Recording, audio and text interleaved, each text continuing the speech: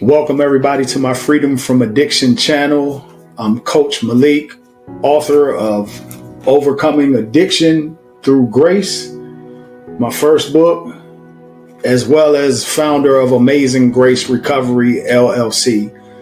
And today I wanted to talk to those who are battling with active addiction, substance abuse, whether it's alcohol or drugs. And I wanted to give you 4 things to look for encouragement, whether you're looking for a coach, one-on-one coaching, or family member, or someone, or just professional help. 4 things to look for to give you encouragement in this journey. So the first thing to look for is someone who will listen to you and not be judgmental. That will validate your feelings, preferably someone who understands what you've been through or what you were going through. I know for me, when I made the decision to stop using drugs and drinking alcohol, it was a lot of shame, it was a lot of guilt, and I was very sensitive.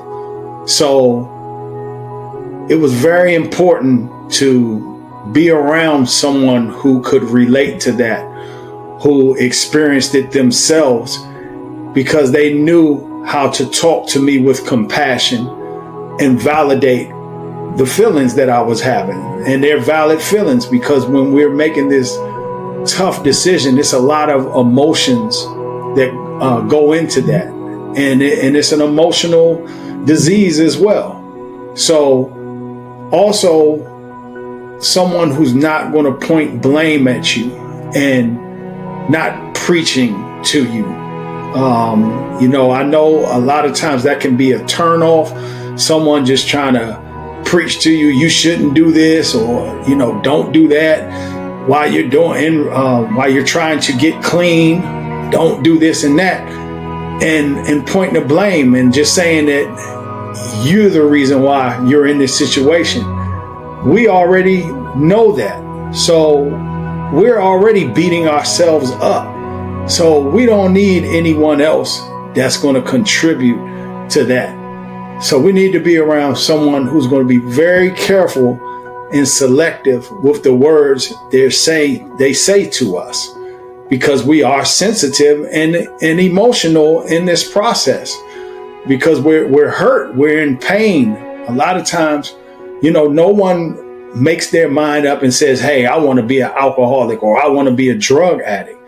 So we need people to understand that and know that way they can speak to us with compassion. Another thing to look for is someone who's going to express hope and believe in you and say, hey, you know what? I know this is rough right now, but you can do this. Even to the point where they may talk about other people, their success stories, and say, look, if so-and-so did this, then you can do it. Someone that's going to focus on your strengths and not continue to point out negative past behavior or things that are not, that you're kind of weak in right now. But they're going to focus on your strengths and build you up and mention things to you. Like for instance, for me, I've always had a gift to talk to people, to relate to people. So people would encourage me and say, hey, Malik, you know what? You're good with people. So having someone around you to identify what your strengths are will help you to stay hopeful in this journey, and it will also build you up. So another thing, someone that's going to encourage you, that what you should look for is them trying to help you out with support, whether it's connecting you to a rehab or looking into resources for you, or in other words, they're normalizing you getting help, just like any other health situation we may find ourselves in, whether it's, pain from a bad tooth or gums or something like that. Someone's going to say, hey, you should go to the dentist. And it's not going to be looked down on. It's not going to be stigmatized. You will want someone around you that's going to encourage you to get help for your substance abuse and normalize it, saying that it's okay. You're not the only one that's going through this. Let me pass this information along to you. So that's another thing you can look at. And then also someone that's going to be a motivator, someone that's going to uplift you in this tough process, this new way of living, because we have to turn away from all of the things that we used to be comfortable with. And that's going to be challenging. For me, doing something for over 30 years.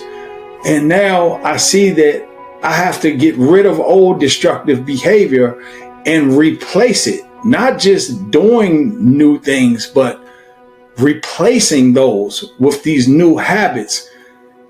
That's a serious process, and it's a challenging process. So you need people around you that are going to encourage you in that's going to acknowledge every positive thing you do, no matter how small it may seem.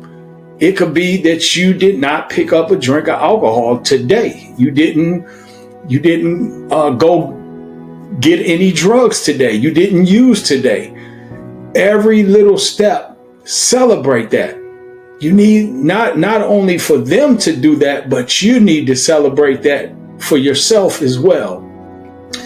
Also avoiding the shame talk. For instance, there's many people that have started their journey of recovery and they have relapsed. And it's probably more percentage that has relapsed that have gotten it right the first time. For me, I know it took almost probably, I would say 10 years to really commit and surrender and say, no matter what, I'm not going to use. I'm going to surrender. I'm going to take every suggestion and apply it to my life.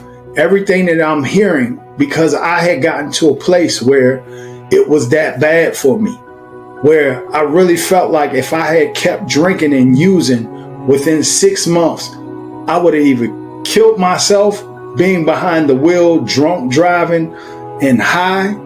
I would have killed someone else, or I would have possibly overdosed. It was so many different scenarios. So we don't need anyone that's going to make us feel shameful or guilty if we happen to relapse. They say that relapse is a part of recovery.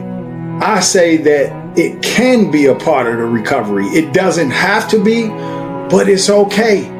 The thing is getting back up and trying again and being around people that understand that this is a process. And a lot of times it is a part of the recovery process. So these 4 things that we just talked about is also for anyone else who's trying to encourage a loved one who may not know what to say to them, to a loved one that's in active addiction.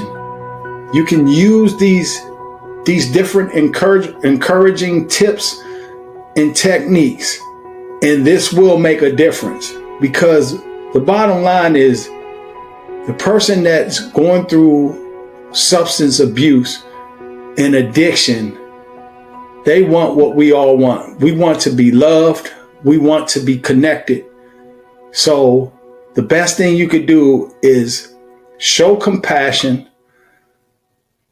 no judgment, help them with resources, speak words of edification and to uplift them, and also celebrate them, recognizing that this journey is very tough on them, and that every step that they make towards progress is a great thing, and you should acknowledge them for that. So if anyone is interested in knowing more about what I do as a coach, as an addiction recovery coach, you can look right in the links in the bio and the description and contact me.